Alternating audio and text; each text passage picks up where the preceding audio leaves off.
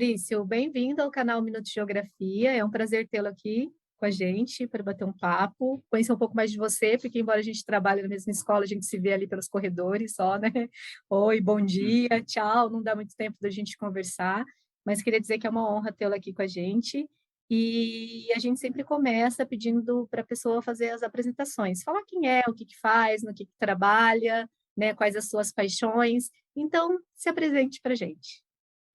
Opa, primeiramente, para mim é uma honra, peço licença para chegar. Esse canal que produz conteúdo, produz informação e que vem aí a cada momento alcançar, atingindo, né, diferentes públicos e com o mesmo intuito, com o intuito da geografia. Para mim é uma honra, é um prazer. Priscila, Adriano, Letícia e a todas as pessoas aí que vão conferir estão conferindo esse material. Bom, quem sou eu? Não é uma pergunta difícil, ampla, né? Mas eu sou uma música do Mano Brown, que o Mano Brown canta, né? É, aquele preto que só quer um terreno no mato só seu, sem luxo descalço, nadar no riacho, com fome pegando as frutas no cacho. Acho que uma pessoa simples que vem do interior de São Paulo, da cidade de Araraquara, sonhadora, criado por pai e mãe, o que que foi um diferencial na minha formação, né, perto de alguns colegas, vindo da periferia de uma cidade do interior de São Paulo, que já tinha as suas contradições, e que buscou e busca ainda sempre ampliar os horizontes para muita coisa, quebrando preconceitos e procurando se formar, se conhecer cada vez mais para poder fazer o diálogo com as pessoas. Bom, você falou de coisas que a gente gosta, ama. Eu amo muita coisa, né? Amo a vida, amo conversar, contar história, amo as palavras, amo a música, os desenhos, a arte, né? Eu acho que são coisas que fazem parte do meu dia a dia. Então, são coisas assim muito amplas, né? Eu acho que não tem uma coisa em específico, né? Eu amo paçoca, eu amo caldo de cana, certo? Eu amo conversar com as pessoas na fila da padaria. Eu sou uma pessoa que vou abrindo cada vez mais assim o espaço para ter oportunidades também.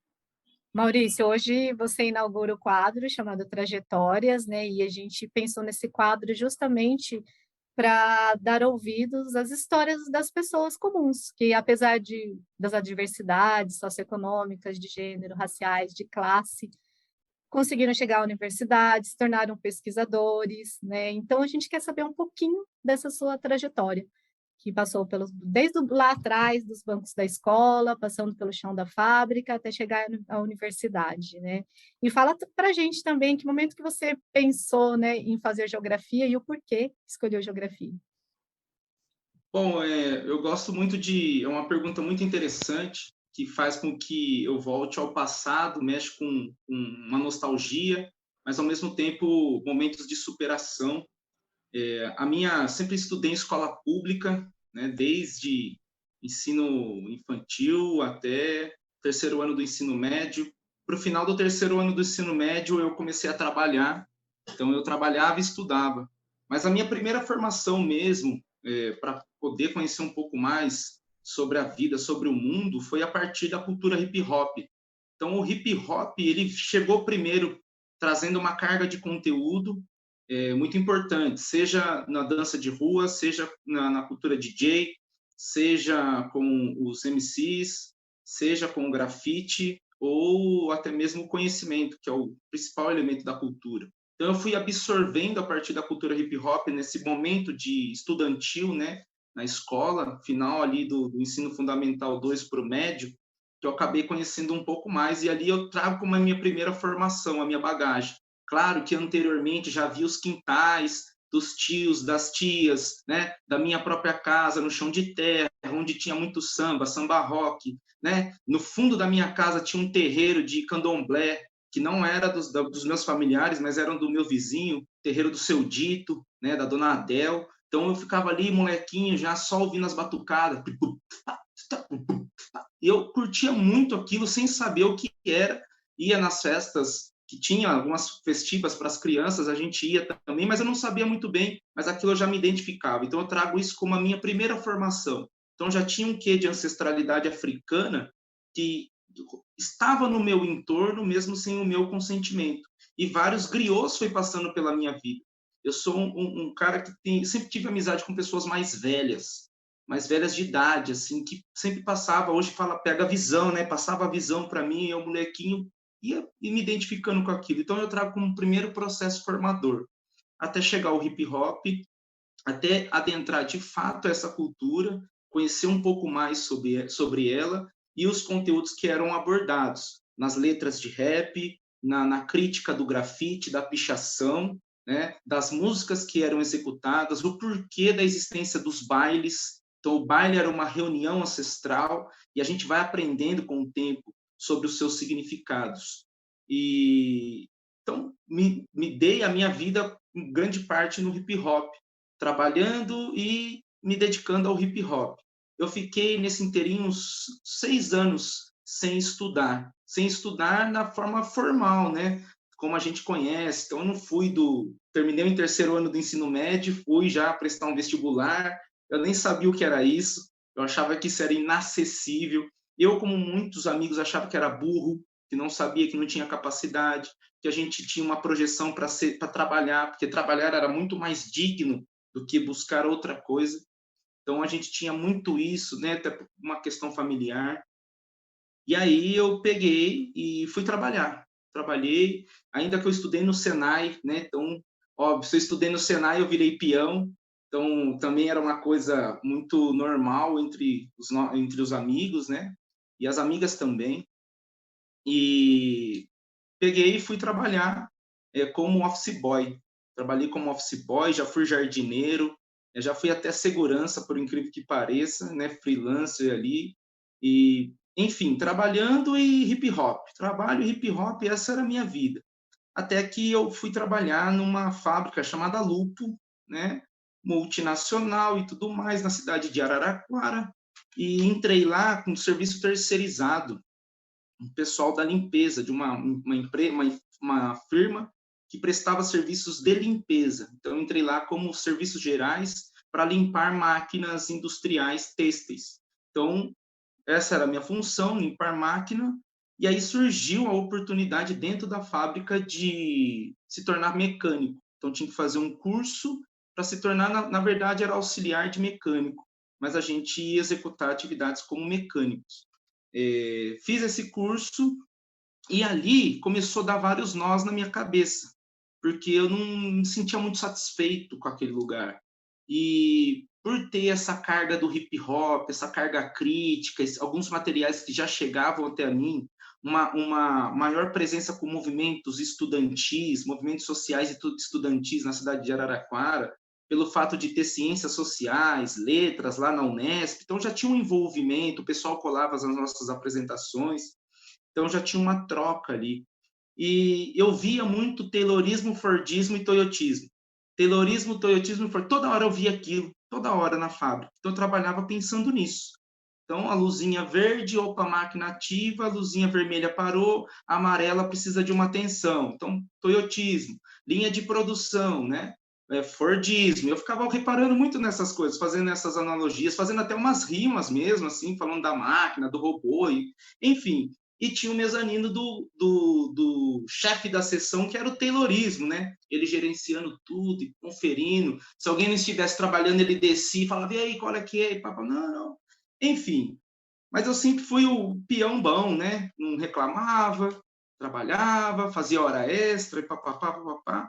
Até que um dia eu desabei, assim, desabei, falei, eu não quero mais isso para mim e vou sair daqui, mas vou sair daqui para ser professor, não sabia do quê, mas vou sair daqui para ser professor.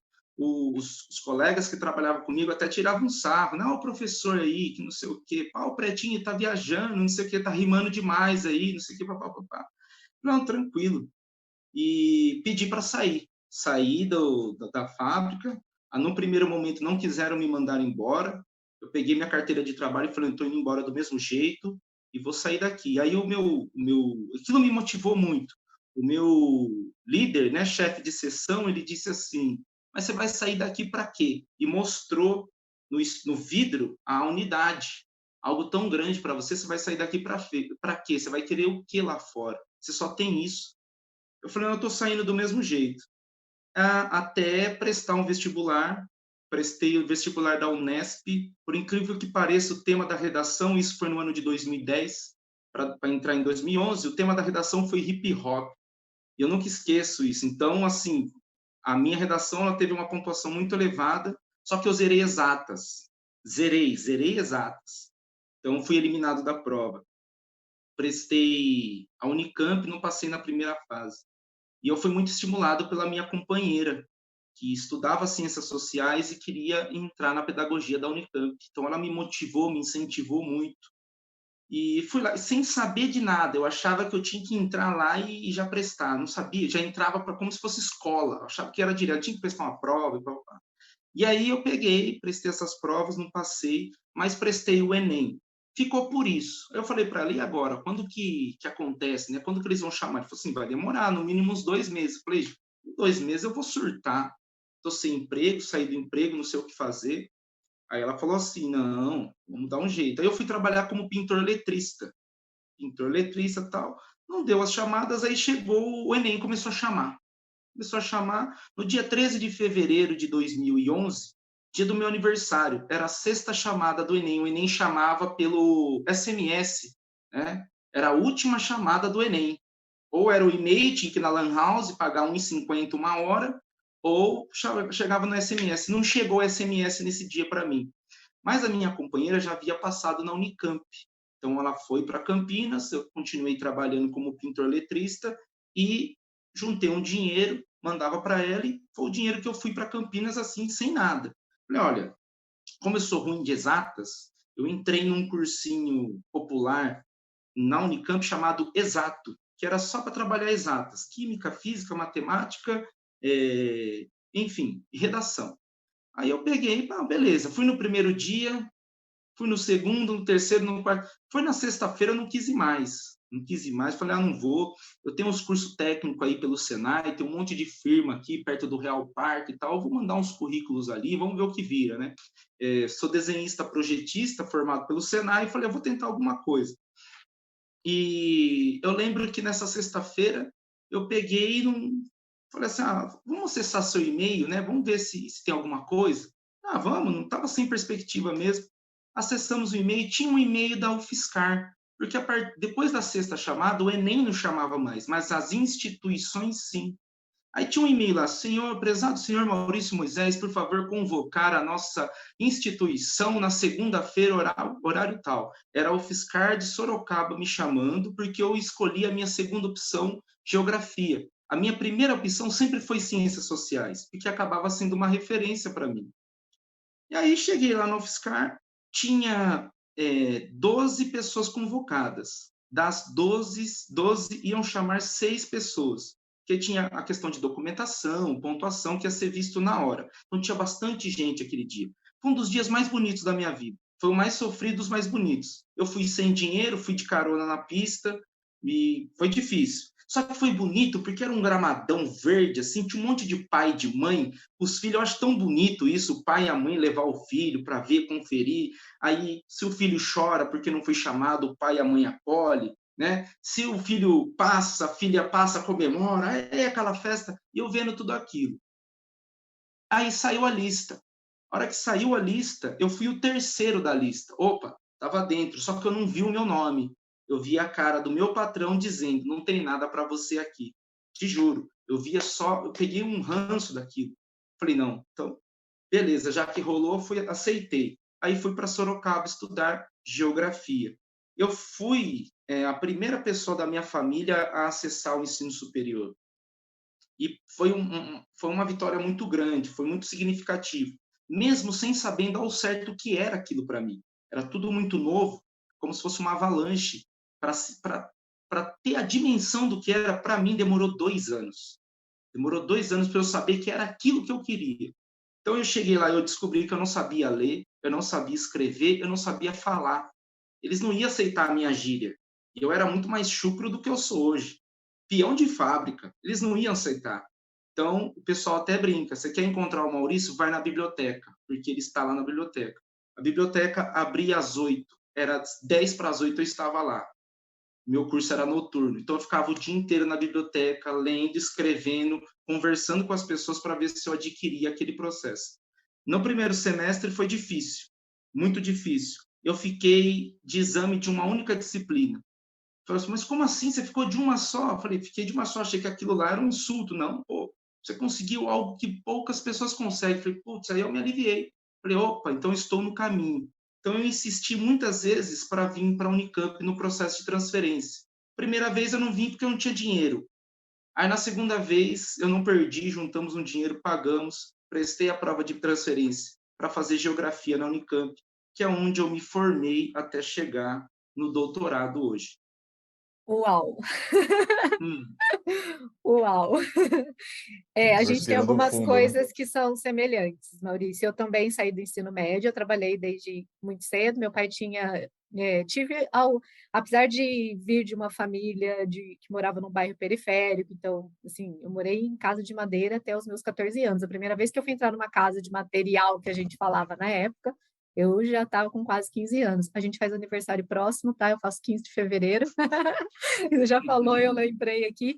E eu trabalhei, desde os meus 14 anos, eu trabalhava com o meu pai. Meu pai tinha um escritório pequeno de contabilidade na vila, né? Trabalhava com ele também. E quando eu fui prestar o vestibular, eu fiz escondido, não contei para ninguém. Eu me achava burra, eu achava que eu não ia passar. E eu não queria dar essa decepção para a família.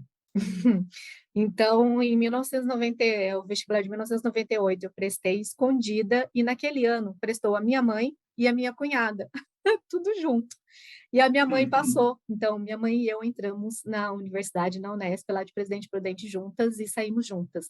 Minha mãe só teve a possibilidade de se formar depois que os filhos dela praticamente já estavam, né, encaminhados, digamos assim. O meu irmão fez matemática na Unesp, eu não sou a primeira, eu sou a segunda, né, e entrei junto com a minha mãe. Mas eu sempre tive o estímulo da família, eu acho que você falou é muito importante. A minha tia era uma que falava, não, que você tem que prestar, que você tem que fazer, que você passa, que você é inteligente, mas eu não sentia aquela segurança, sabe, de fazer. Então, esse lance de ter ido prestar a prova escondido e não ter contado para ninguém, e detalhe, quem descobriu que eu passei foi minha tia, porque ela viu, na época saiu a lista no jornal, eu sou mais velha, então saía a lista no jornal, né, Adriano? E minha tia viu, Priscila, você passou. Passou no quê? Na Unesp, em Geografia. Eu falei, mas eu não prestei. Ela, prestou sim, seu nome está aqui na lista. Então, assim, a gente tem algumas coisas, né, em comum. Não, mais uma vez, né, Maurício, aqui é muito interessante que as pessoas que a gente entrevista são pessoas que não têm contato, são pessoas cada um na sua área. Aí os depoimentos vão vindo e se a gente combinasse, né, de que as respostas seriam padronizadas em alguns aspectos, a gente não conseguiria. E você estava falando, né, quando você falou do teu chefe, você tem isso aqui tudo, é aquele incentivo reverso, né? O cara fala, pô, meu, você olha isso aqui. Fala, não, eu estou vendo muito mais além, né? A gente entrevistou recentemente a, a dentista, cientista Deborah Heller, e ela falava assim, você tem que acreditar no sonho, você tem que acreditar, você tem que conseguir, eu queria estudar nos Estados Unidos, eu fui. Eu acho, primeira coisa, se você tem esse sonho, você tem que ir, né? Estímulo, estímulo, estímulo. Mas a gente sabe que no meio desse monte de estímulo aparecem as pessoas como esse seu chefe, que vem e te jogam um balde de água fria, te levanta um muro na frente, né? Para quê? Né? Para quê?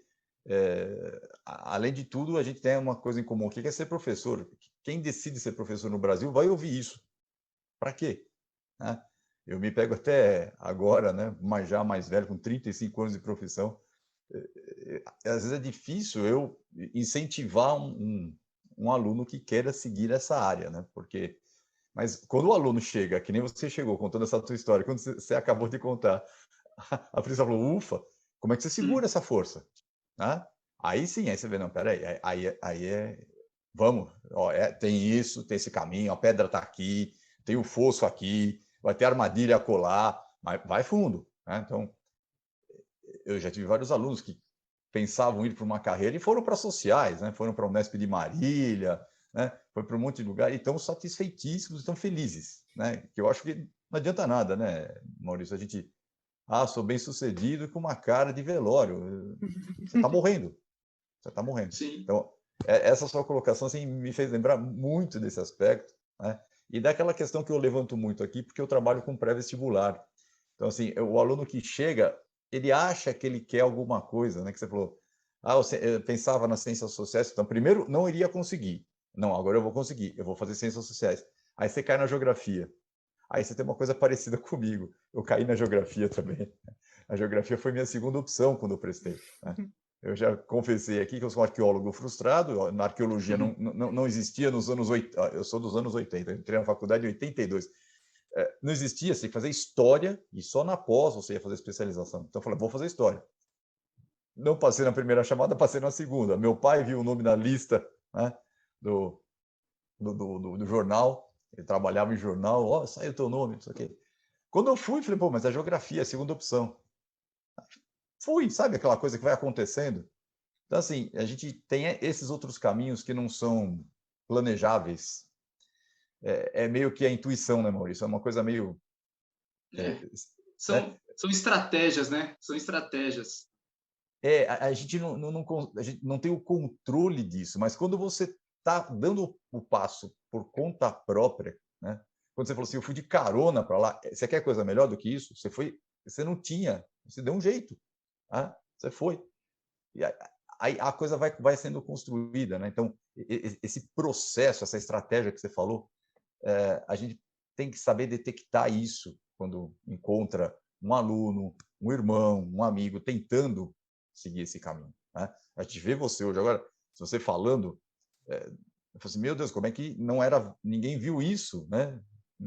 Nenhum professor, a gente como professor tem que ver isso no aluno, porque o aluno está esperando, às vezes é um chacoalhão, às vezes é um vamos lá, um tapinha nas costas, às vezes é pegar o cara, puxar pela mão mesmo, porque isso é fundamental. Você teve isso teu, você falou que você teve família, você construiu de uma maneira muito bonita esse seu caminho até a faculdade, né? E muitos têm até muito mais do que isso, nesse país desigual, gigantesco que a gente vive, e não conseguem achar esse caminho, né? Não conseguem. Então, a frustração né, é um negócio pesado, por isso que você vê alunos assim com 17, 18, 20 anos, medicamentos mil, tratamentos mil, e não se realizam, né? Você está menos tempo na área, mas você detecta um aluno em sala de aula com um olhar triste, olhar morto, olhar sem vida, né? E eu devo imaginar o quanto você impacta esses alunos, né? Ele é Essa muito bom, potência viu? toda, né? Não é porque é meu amigo Cara, de trabalho, não, mas ele é muito bom. confesso que fiquei imaginando eu na aula, eu sentado e você dando aula, de verdade. Porque a gente. Eu estou na fase já, né, fechando as portas, e eu gosto de ver quando chegam essas pessoas com todo esse ímpeto que você tem. É impressionante, Maurício, impressionante. Então, Maurício, toda essa trajetória, né, que você acaba de nos contar, ela é muito inspiradora, né? Com certeza, várias pessoas vão se identificar com tudo que você falou e vão, assim, ver como um excelente exemplo, né? Realmente, acho que tudo que a gente for seguir na nossa vida, a gente vai encontrar diversos desafios, e se a gente realmente não enfrentar esses desafios, a gente não vai ter sucesso. E você falou que você sentiu que realmente você estava na universidade, né, depois de 2 anos, e eu imagino que e até terminar, quantas dificuldades você também não enfrentou, né? Não, não é fácil. A gente sabe que a universidade é um ambiente competitivo, é um ambiente que a gente vê discriminação, a gente vê preconceito, a gente vê assim várias coisas que talvez as pessoas não estão preparadas, né, e não sabem lidar com isso. Então eu gostaria de saber de você assim, e como foi terminar? Foi um grande desafio? O que que você enfrentou? O que foi mais difícil e o que você, com toda essa sua determinação de ficar na biblioteca, o que foi fácil? Então, seriam esses pontos aí que eu acho que o pessoal ficou curioso em saber a finalização desse processo, que é algo, assim, bem, né, trabalhoso também e exige muita dedicação.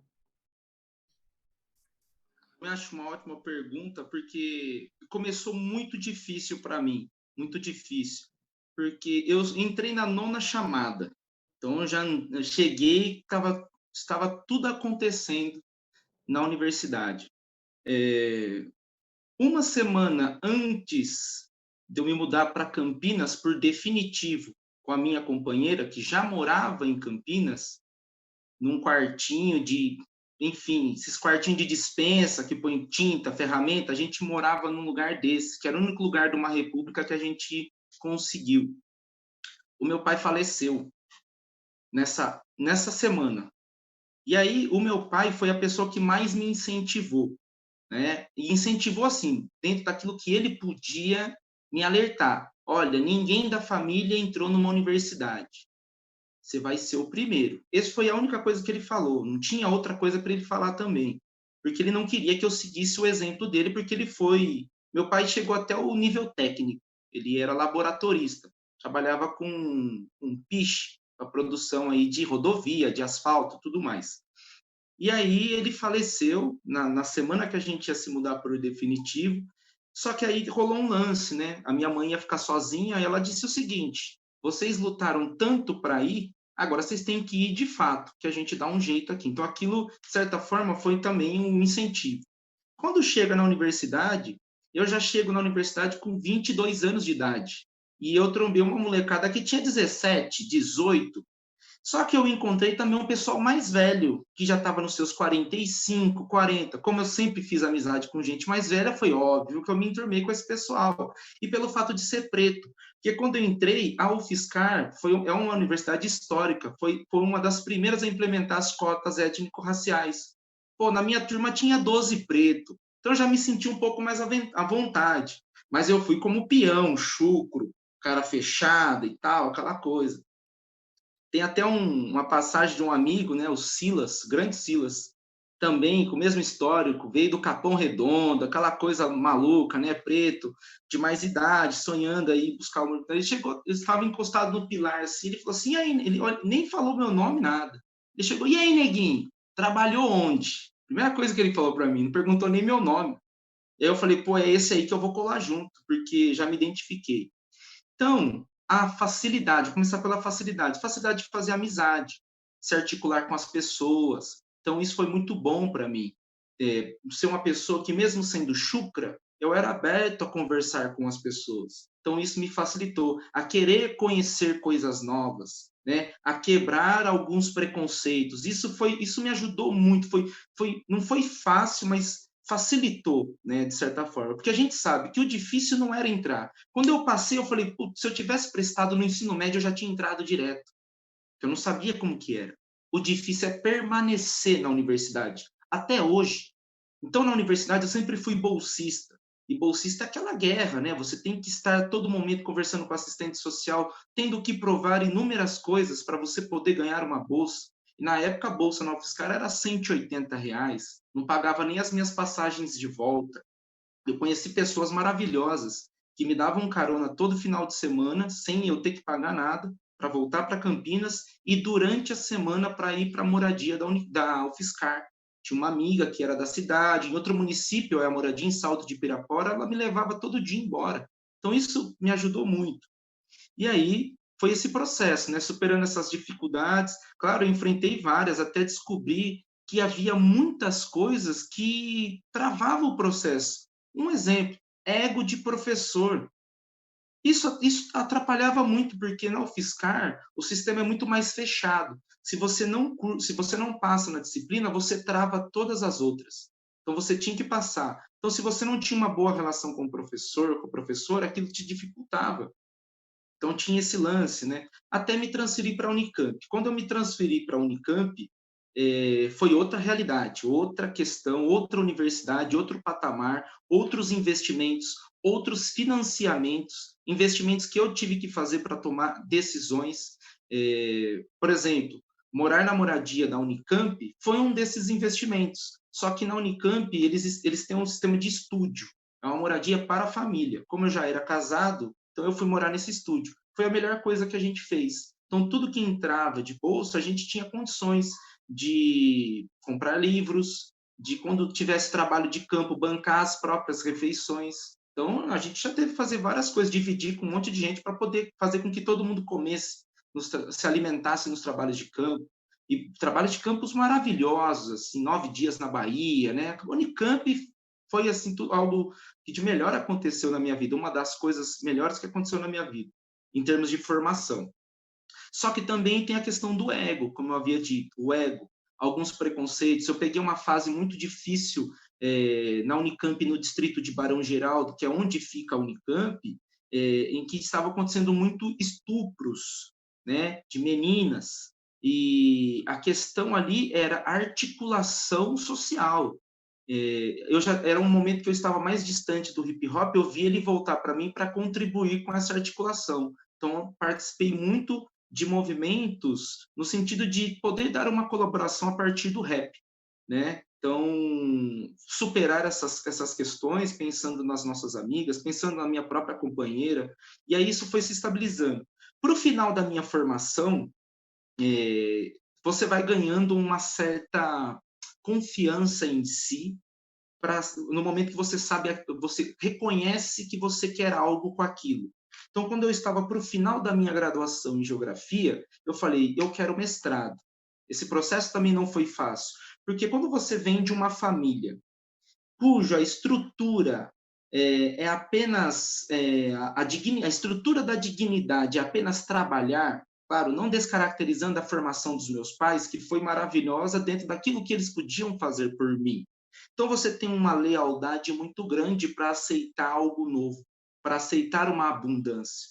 Então você romper com a lealdade familiar para aceitar uma abundância é um processo conflituoso. Para mim foi assim.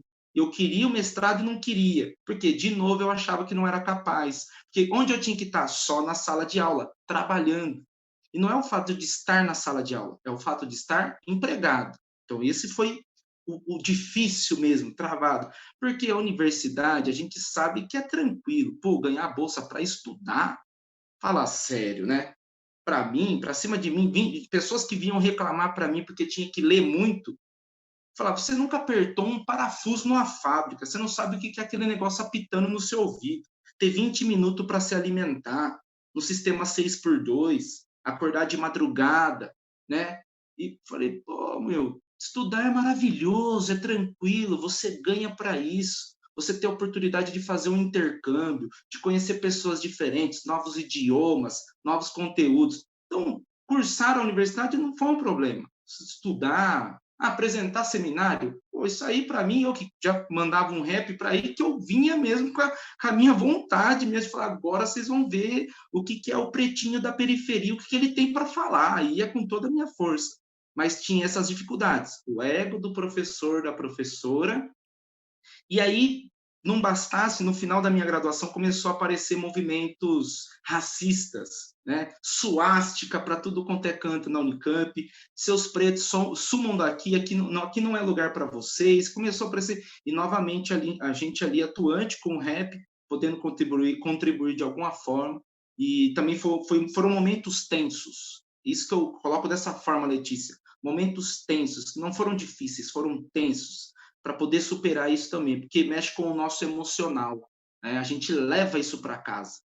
E aí em casa são vários debates, né? Hoje se chama de resenha. Em casa eram várias teses que eram debatidas, na verdade, assim, ó, em altas madrugadas, para a gente poder se superar, até descobrir o que é uma terapia. Terapia é maravilhoso. Quem não fez tem que fazer, né? Fazer terapia, muito bom, autoconhecimento. Isso é importante. E o chucro também foi difícil. Pô, eu não preciso, eu não estou louco, não estou doente. Olha a viagem. Não, faz terapia. Vai se autoconhecer. Esse processo ninguém fala na universidade. Ninguém te ensina isso na universidade. Vão te socar conteúdo, mas como você absorve e como você coloca isso para fora também é diferente. E aí, só para finalizar, foi natural, Letícia, foi tranquilo para formar. O difícil foi romper com a lealdade e buscar coisas novas. E aí, quando eu entrei no mestrado, eu me deparei com uma outra situação de que, de novo, pô, o único preto da sala. Eu falei, porra, o único preto da sala, né, meu? Você quer que eu faça o quê? Agora só eu estou aqui, então eu vou fazer o melhor. Se eu sou o único preto, não tem ninguém igual a mim. Eu não preciso estar dentro de um padrão, porque eu já sou diferente. e vou fazer disso o diferencial. E sendo que foi muito bom, fiz com bolsa, tudo mais, foi tranquilo, ampliei um pouco o meu horizonte em termos de pesquisa, adquiri aí conteúdo de método, com novas propostas metodológicas, com a experiência de vida que eu já tinha. Então, foi muito bom, foi muito tranquilo, até chegar no doutorado. O doutorado já é um outro processo. Eu fiz o meu mestrado com bolsa, foi uma maravilha. Eu terminei o meu mestrado antes do prazo. Executei, por mim foi muito tranquilo. E no dia que eu defendi, no dia 9 de fevereiro de 2018, eu defendi o meu mestrado, fui muito feliz, mas foi o dia que eu descobri que eu não ganhei bolsa no doutorado, porque eu entrei no doutorado antes de concluir o mestrado. Eu defendi na terça, na sexta-feira eu já tinha a primeira aula do doutorado e já sabia que eu não tinha bolsa. No dia seguinte, eu fui lá entrar com uma ação, como que chama?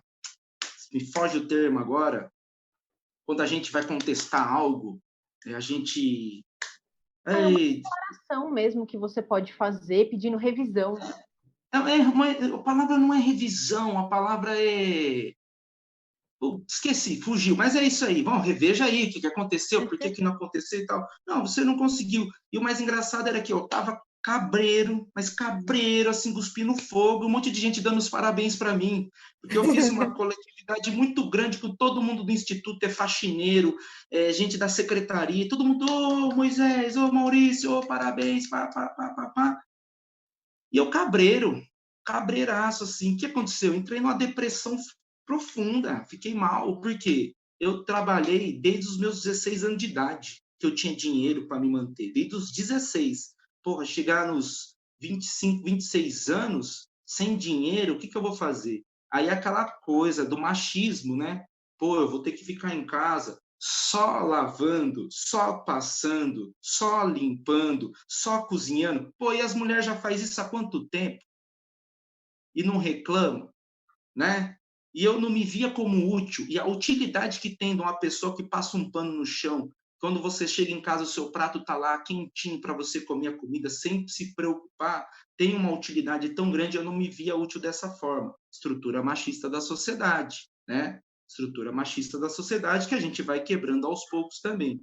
Até que eu voltei para a sala de aula. Esse ponto eu pulei. No ano de 2012, eu comecei a lecionar no Estado, o famoso categoria O. Fui lá, categoria O, assumi algumas turmas, mesmo sendo eventual, eu consegui assumir turma, porque não ia ninguém na escola, só eu que ia, acabei assumindo mesmo. E aí eu interrompi para poder vir para a Unicamp, trabalhei no Estado no ano de 2012, no município de Salto de Pirapora, vizinha Sorocaba. Então, quando eu me transferi para a Unicamp, eu não estava mais atuando em sala de aula, só para me dedicar para o fim da graduação, para entrar no mestrado. Quando eu entrei no doutorado, eu me vi nessa situação. Aí comecei a prestar processo seletivo em tudo quanto é lugar. A ETEC chove processo seletivo. Até que eu passei num desses processos seletivos na ETEC de Nova Odessa, e para mim foi maravilhoso. Foi a salvação, assim, porque não tem aquele programa Café Filosófico, que passa na TV Cultura e tal, gravado aqui em Campinas? Aí tinha um doidão lá que ele estava falando sobre depressão positiva e negativa. Eu falei, o que é isso? Depressão, para mim, era sempre negativa. Ele falou assim, existe a depressão negativa quando você está no fundo do poço, você quer cavar mais ainda. Quando você não vê o fim do poço como possibilidade, você vai longe, você se afunda. A positiva não, você fala, opa, eu estou cavando no fundo do poço, eu sei que ele termina aqui, agora eu quero subir. Então foi isso que aconteceu comigo. Fui dar aula. No que eu voltei para a sala de aula, para mim foi maravilhoso. Só que tinha um detalhe, eu nunca deixei de executar as minhas atividades como arte educador na cultura hip hop. Então eu trouxe a experiência do hip hop para a sala de aula. Quando eu dei aula em 2012, não tinha smartphone. Quando eu voltei para a sala de aula, tinha. Então, passar a usar essas novas ferramentas, essas novas linguagens, aí foi maravilhoso, até que eu cheguei hoje na mesma instituição que a Priscila trabalha, né? Então, revivendo tudo e fazendo doutorado junto. Então, eu sou doutorando sem bolsa, trabalhando, atuando na sala de aula. Então, não foi difícil, foi tenso. E o que foi fácil foi a comunicação muito tranquila, muito aberta, né? A cada ano quebrando os meus preconceitos. Nossa, quando você fala dessa questão do tanto que o trabalho pesa para a gente, que sempre trabalhou, né? Eu te falei, apesar de eu vir de uma família muito pobre, o pequeno privilégio que eu tive foi de poder trabalhar numa empresa do meu pai, que era um escritorinho pequeno, mas assim, o dia que eu precisava ficar estudar para a prova, eu não ia, entendeu? Trabalhava meio período, então, querendo ou não, tinha ali uma facilidade. Mas o tanto que pesa essa questão da gente trabalhar. Eu comentei aqui já em entrevistas anteriores que tive que trabalhar mesmo sendo bolsista, porque o valor que a gente ganhava da bolsa era ridículo, não dava para sustentar. Né? E a bolsa também, as que eu tive, ela não durava o ano inteiro, ela tinha uns períodos, então a gente ia fazer o quê nos outros meses? Né? Assim, ia sobreviver como? Né? Meus pais não me sustentavam na faculdade, era o meu dinheiro que me sustentava. E para entrar no mestrado, eu falei assim, eu tenho que passar entre os 5 primeiros para ganhar a bolsa. Eu não vou fazer mestrado sem bolsa. E aí, Maurício, foi, olha, o ano inteiro, o 5º ano, que seria o equivalente ao bacharelado, né, que tem mais disciplinas de bacharelado, fazendo essas disciplinas mais tranquilo e estudando no período da tarde para entrar no mestrado com bolsa. Você foi mais longe, parabéns, você chegou no doutorado, eu não quis, eu desisti. Essa história do mundo acadêmico ter essas figuras, né, Maurício? Às vezes são muros duros de a gente bater e voltar, né? Eu tive alguns na faculdade. Eu tive uma matéria que eu fui reprovado porque existiam 2 professoras dando a matéria. Eu me lembro até hoje, né? Uma me deu 8 na prova. Uma prova era corrigida por 2 professoras. Uma me deu 8, outra me deu 4. Então, assim, sabe, não é assim, uma me deu 7, outra me deu 6. Não, 8 e 4. Quer dizer, uma te aprovou para mais, outra te reprovou. E, na média, tudo, eu fiz uma besteira, não tinha entregue um trabalho, na média eu fiquei com 4,5 e não passei. Aí eu fui conversar com a professora. Eu e mais alguns que tiveram essas... A professora olhando na nossa cara, assim, mas com a maior tranquilidade. Realmente, eu acho que eu fui muito rigorosa. Se eu não tivesse usado esse rigor, vocês tinham sido aprovados. Fechou a porta e deixou a gente ali falando que nem nada. Quer dizer, isso é educação, isso é ensino, é isso que você espera do ensino superior. Tá? Essa é uma das coisas que eu imagino que muita gente desista quando encontra isso. Seja na graduação, no mestrado. Eu fiz isso no mestrado, mas é porque também eu não era a minha ir para o mestrado. Numa primeira entrevista, um relatório lá preliminar, falei, caramba, consegui escrevi 12 páginas, nossa, né? Ela me entregou e falou assim, 11 joga fora, tá? Metade tá boa, outra metade você tem que reescrever, e me deu uma pilha de livros que eu já tinha lido. Falei, matou, agora não sirvo para nada, né? Não sirvo para nada. Sim. É aquela história. Eu podia ter, falado, não, vou aprovar, mas não era a minha, entendeu? Não era a minha. Eu saquei ali que o mestrado, então você pega e vai dar aula, você se encaixa, vai arrumando aula em tudo que é lugar. Na minha época eu não tinha smartphone. Na minha época tinha fita cassete, olha lá. Eu gravava as fitas na casa da minha namorada, que hoje é minha esposa, e no colégio tinha que ir assim, com uma semana de antecedência reservar o toca-fita, porque só inglês usava o toca-fita, porque tinha um curso com áudio e o toca-fita era propriedade do professor inglês. Era uma coisa, mas para que geografia vai usar música? Né? Para quê? Vai matar a aula. Então, assim, você vai batendo de cara em um monte de coisas. E aí você falou do machismo, né?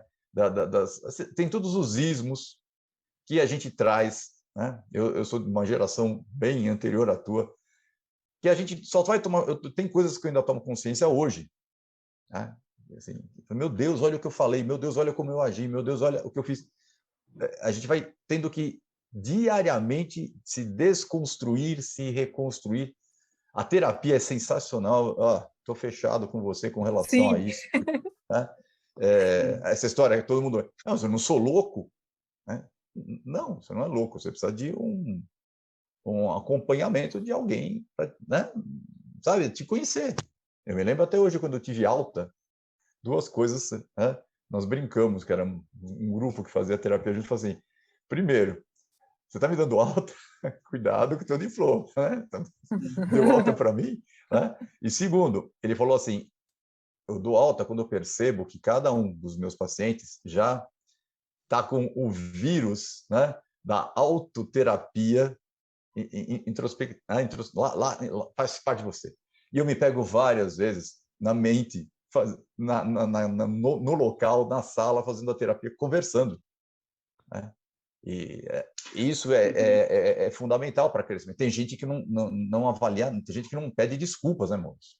Tem gente que não se desculpa, né? Te ofende, te magoa, né? Pisa na tua cabeça, percebe e segue a vida, né? Então, na educação, cara, na vida já seria impossível. Na educação, isso não tem um mínimo cabimento, né? Então, essa tua construção como eu já falei antes, né? Ela é estimulante. A gente vê, e aliás é uma coisa que eu aposto muito já em off aqui conversando com a Priscila em outras oportunidades. A Letícia chegou mais cedo agora no grupo aqui. É o que eu acredito, é nessa geração de agora. Você dá aula no fundamental, né? É isso que você dá. Você vê essa galerinha chegando, né? Você fala assim, meu Deus, se eu pegar essa galera agora com o que eu era no antigo primeiro grau, eu era para lá de Homem das Cavernas, entendeu? É uma coisa muito, mas muito. E assim, visão ampla, diversa, né?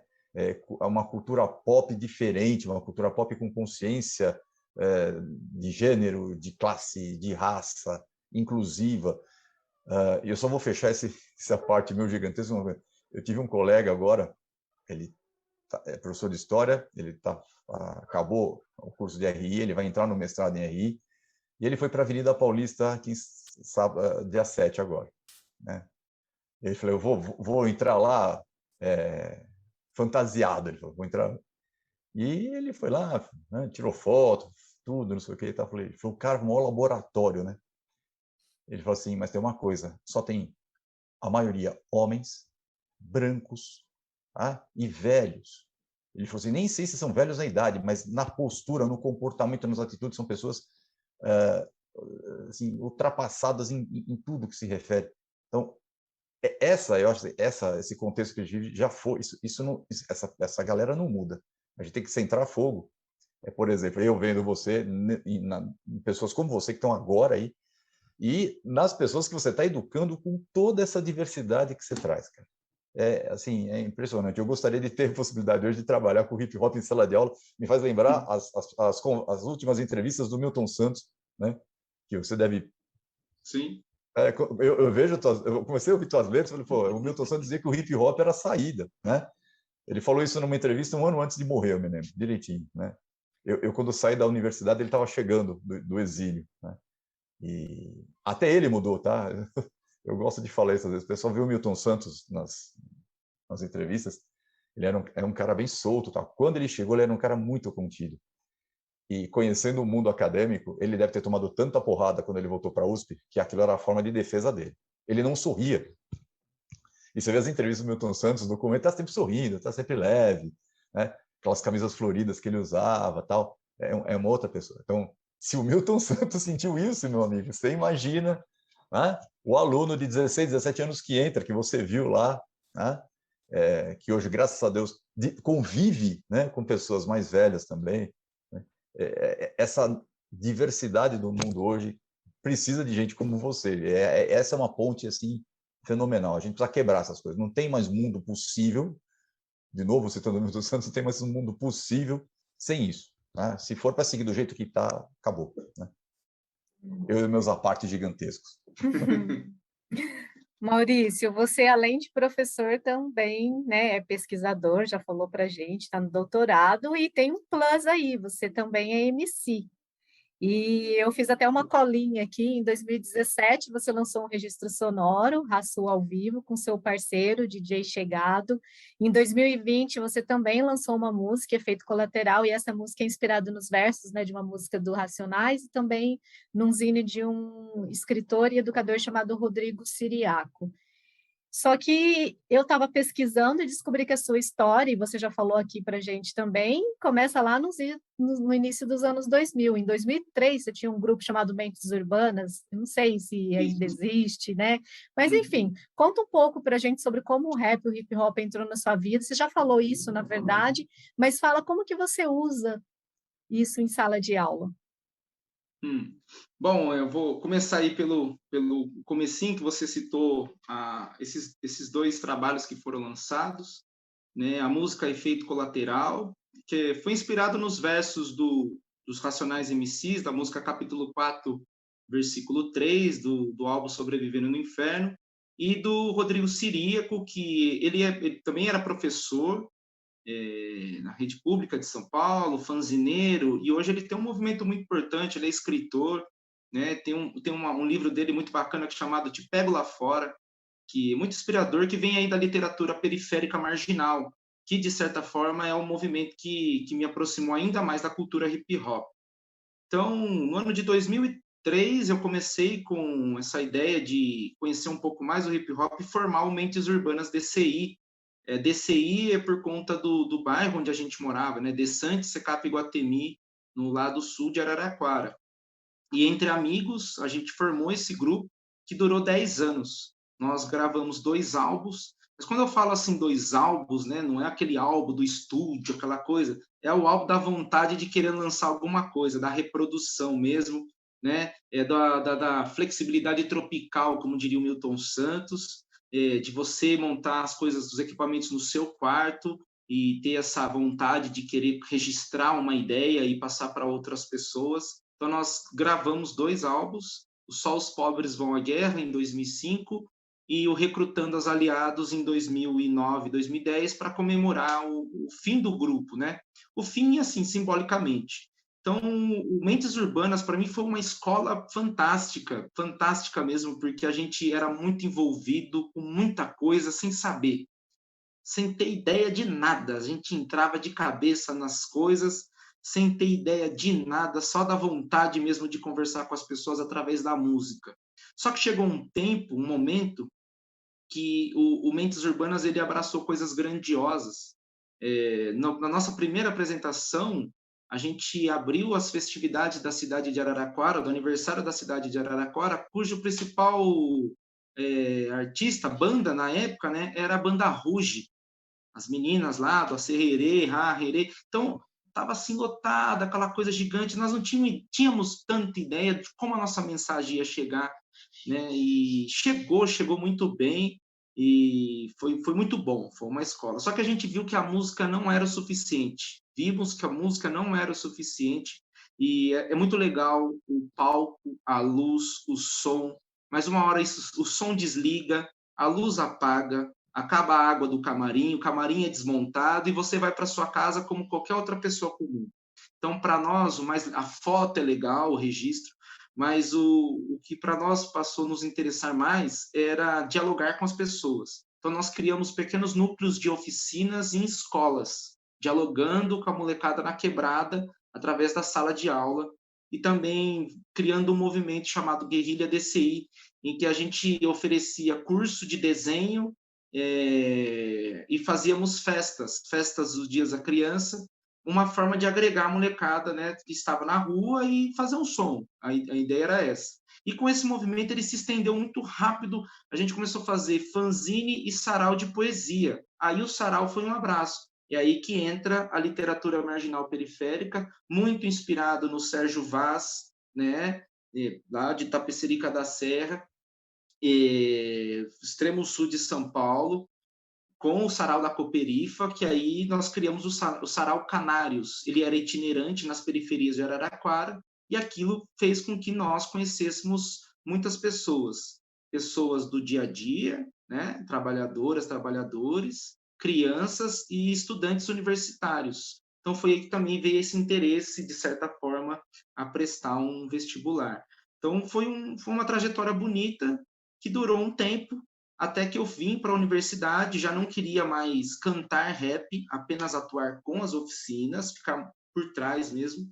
Eu sempre fui uma pessoa muito envergonhada, por incrível que pareça, muito na minha, assim, falo pouco, sou de brincar pouco, não sou de brincar muito, e conversava mais com as pessoas através das oficinas.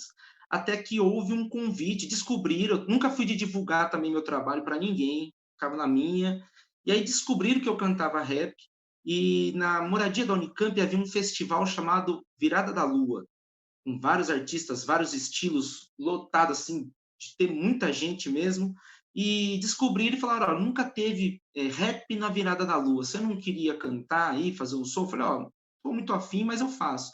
Em uma semana eu escrevi 3 letras e produzi 3 instrumentais.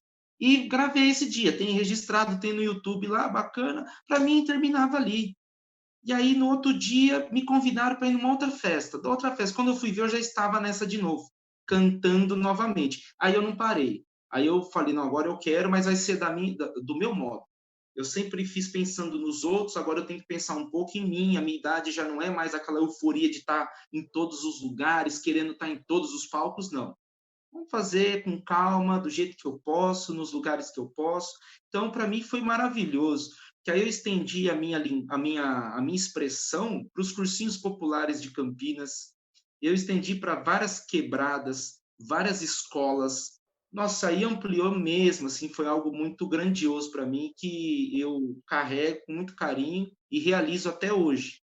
E tendo essa novidade de fazer em forma de live, né? Como que é conversar com os jovens em forma de live? E tem enrolado bastante, desde quando começou a pandemia, eu fiz várias participações em vários lugares em formato de webconferência e rolou super bem, mas nada do que o calor de estar ali no presencial junto com as pessoas, se abraçando, tirando foto e, enfim, produzindo conteúdo com elas. Bom, Maurício, você estava falando do seu trabalho com os alunos, né? Quando você volta para a música, você volta para a aula, você consegue estabelecer uma série de atividades com eles, e a internet passou a ser essa ferramenta, né?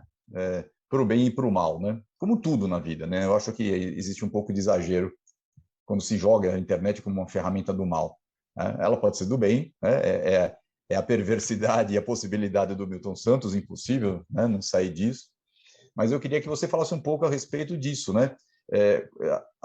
De como você lida com essa ferramenta, como você lida com essa história toda de, às vezes, ter que enfrentar notícias falsas, discursos de ódio, né? Preconceito contra o que você faz, de todos os tipos, né? Como é que você atua, né, com esse ambiente, e aproveitar e emendar, né, para a nossa colocação habitual de finalzinho de entrevista, que é o famoso "a palavra é sua". Você tem aí o seu espaço para você falar o que você quiser, o que você achar que é importante, dar o recado que você achar que é fundamental. É com você, Maurício. Pô, as 3 perguntas aí foram feitas, muito bem feitas, bem colocadas. É difícil, né? É um desafio muito grande.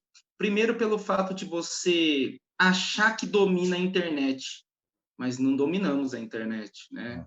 A internet entra como um recurso a ser descoberto, até porque ela é. Se a gente pegar hoje, a internet é a rua, né? Sérgio Vaz fala isso, a internet é a rua, porque Legal. tem de tudo na internet, né? E parte do cotidiano das pessoas estão na internet. Hoje, cada vez mais, porque você está mais exposto aos materiais que são circulados na rede. Então, assim como os conteúdos, que para mim não é informação. Informação é quando eu seleciono aquilo que eu quero falar. Isso é informação. Seletividade dos temas, das problemáticas. O conteúdo tem muito a ver com a comunicação. Então, muita coisa é comunicada na internet, né? É comunicada. E aí entra o que você irá reproduzir dela, porque já é algo que já foi filtrado, né? É algo que já foi editado, é algo que já foi, enfim. Eu sempre procuro ter as minhas fontes que eu acredito que são confiáveis. Então, a fonte mais confiável é o meu próprio instinto. Será que isso serve ou não serve?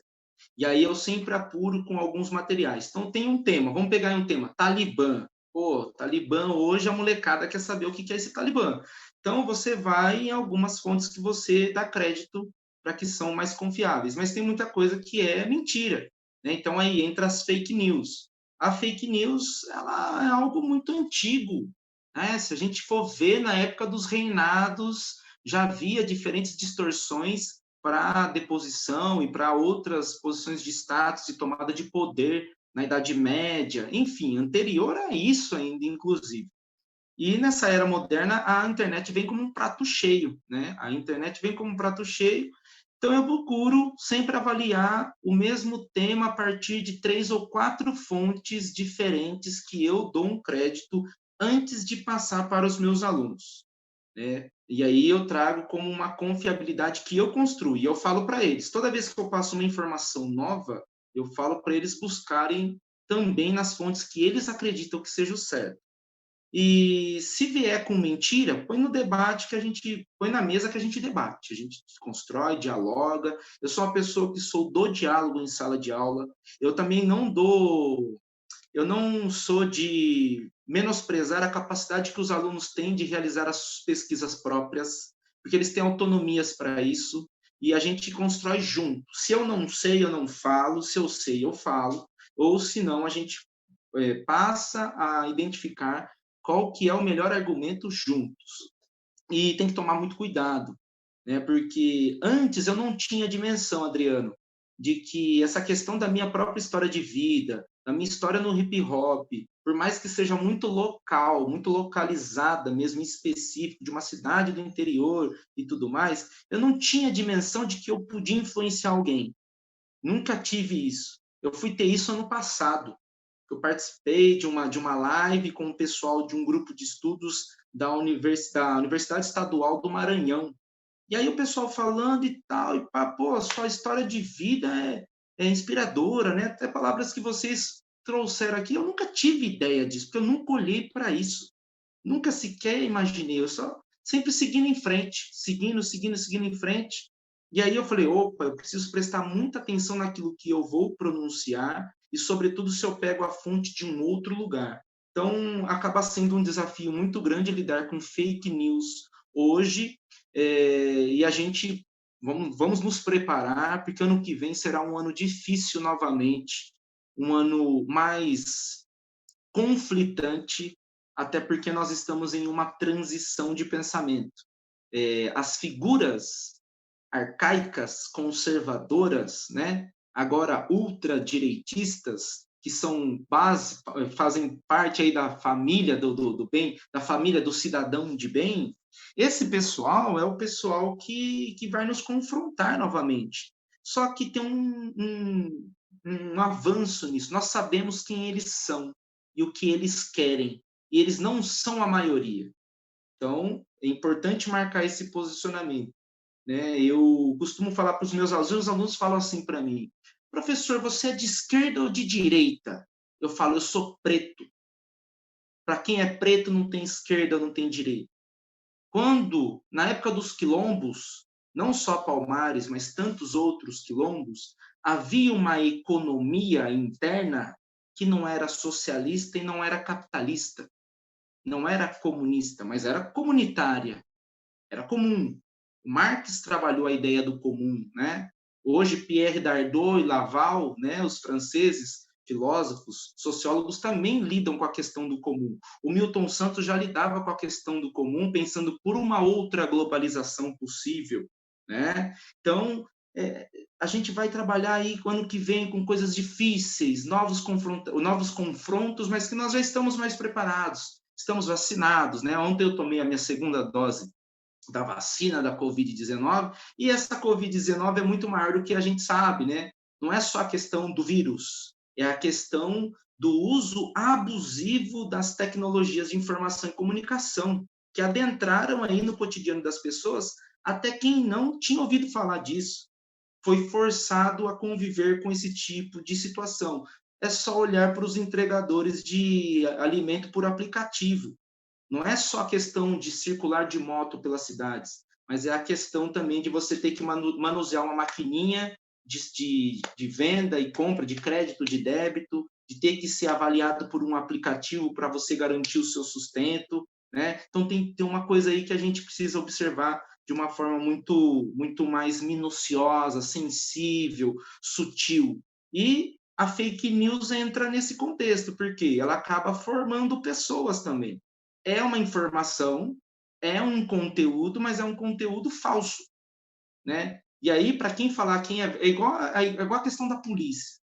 Uma mentira deles é mais do que duas verdades minhas. Só que eles têm o poder, né? Eles têm um status, eles têm um respaldo da sociedade que os resguardam a ponto de se sentirem superiores a tudo e a todos, agora acima de Deus, né? Acima de mim só Deus e papapá. Esse discurso que é um discurso ideológico que marca um posicionamento com base em fake news, que é pior ainda. Então, mas ninguém mais, eu acho assim, eu tenho uma visão positiva em cima disso. Em tempos de pandemia, as máscaras caíram, de fato. Então, quando as pessoas colocam a cara para defender pessoas como o atual presidente, essas pessoas elas mostraram quem elas são.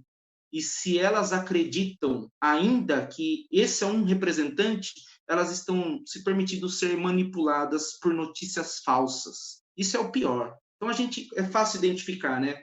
Eu lembro no período do impeachment da Dilma, tinha uma van fretada com o Alckmin, com o Serra, com o Aécio. Esses também perderam vergonha na cara. Foram lá e colocaram a carona para todo mundo. Caiu, a máscara caiu. Então, é mais fácil de identificar. Só que é um desafio ainda. Bom, eu acho que os finalmente aí, eu sempre gosto de falar, né? Eu falo pouco, quando eu abro a boca eu não paro.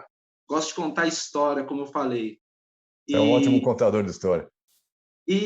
Pô, eu acho que eu tenho só a agradecer, Adriano, Letícia, Priscila, sobretudo a Priscila pelo convite, né? Não desmerecendo tanto a Adriano e a Letícia, mas a Priscila de ter chegado e trocado uma ideia, eu achei muito legal. Eu acompanho, né, o trabalho, a página, assisto. Quando eu não assisto no simultâneo, eu vejo depois. Eu acho fantástico quando as pessoas se propõem a produzir algo que seja de conteúdo reflexivo.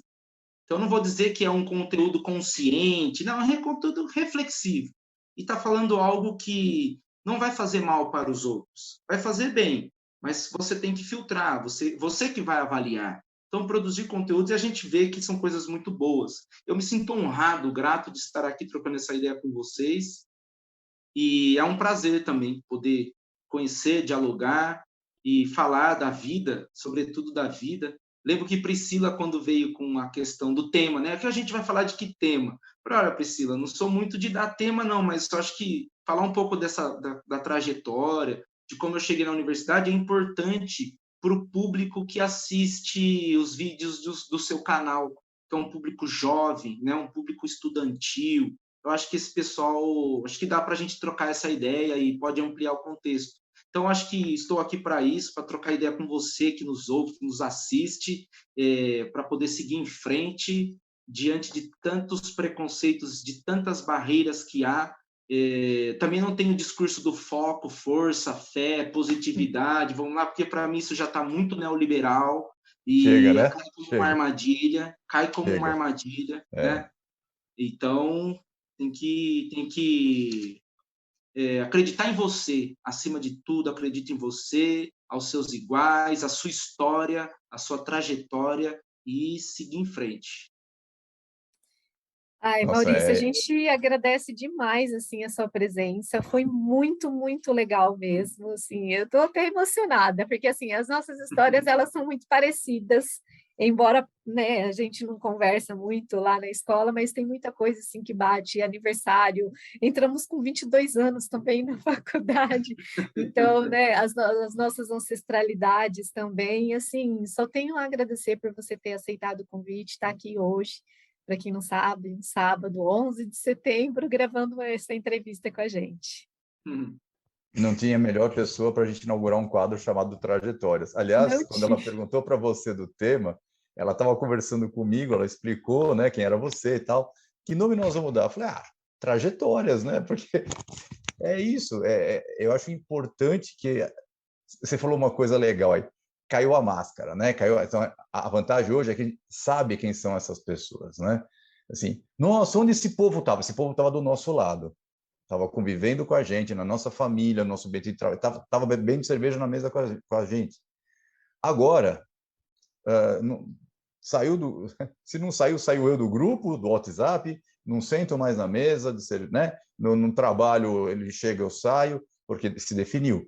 E a gente aqui, nós somos pessoas sem essa máscara, né? Você é uma pessoa com a tua cara, né? Essa coisa que você falou de trazer a informação, é isso que a gente faz. A gente não chega aqui, é isso, faça aquilo. Não, nós estamos aqui trocando ideia, é isso mesmo. Sim, a gente está aqui para ouvir o que as pessoas têm para falar. Isso é uma coisa muito bacana, né? Que foi falada pela Devlin, né? E pela Karime também. E pela Karime. A Karime, né? falou que o problema não é dar voz às pessoas. As pessoas sempre tiveram voz e elas falaram. O problema é as pessoas darem ouvidos ao que elas estão falando. E eu acho que a proposta do canal é dar a voz, mas principalmente permitir que as pessoas deem ouvido ao que vocês estão falando. Nossa, eu tenho muito a agradecer mesmo. Muito obrigada. Muito obrigado, Maurício. Olha, muito orgulhoso de te conhecer, de conhecer teu trabalho. Cara, o canal aqui está aberto, né, Pri? E, olha, provavelmente o futuro, né, em breve, nos trará novos encontros, você pode ter certeza. Com certeza. É isso, então. Obrigada, até a próxima. Tchau, tchau. Gente, valeu, Maurício. Abraço, cara. Valeu, pessoal. Valeu, muito obrigada, tchau. Maurício.